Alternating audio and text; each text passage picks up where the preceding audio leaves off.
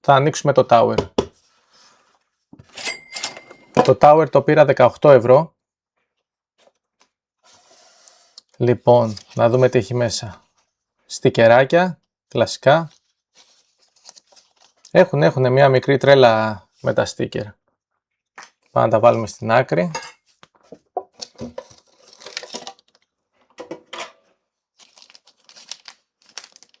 Λοιπόν, Surging Sparks, πρώτο, Stellar Crown και Paradox Rift.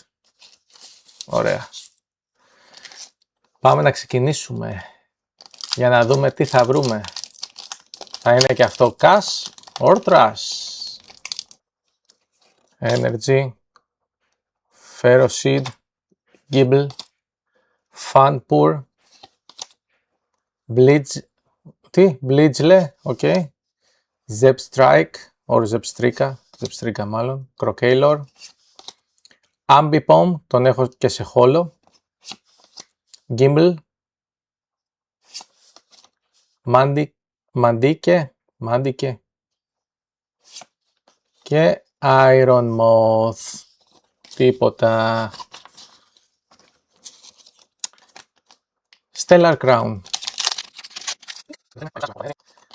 Σαλάντι τον έχω, Dipplin το έχω, Pansier, Meditate τον έχω, Caberry το έχω, ok, Glass Trumpet,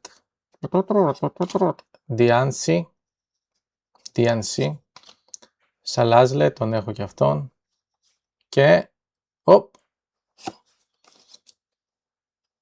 Greninja EX. Ok. Πολύ όμορφη κάρτα. Κάνα 50 λεπτό θα έχει σίγουρα και αυτή. Δεν μου μοιάζει για special. Λοιπόν. Και Sparks.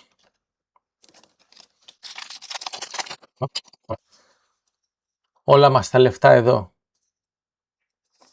Basic, Relor, Saleo,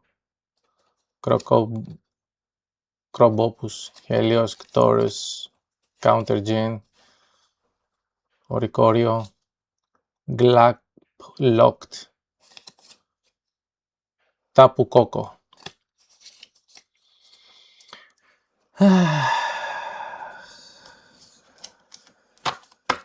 Ήταν πολύ γρήγορο. Δεν ξέρω, δεν μ' άρεσε.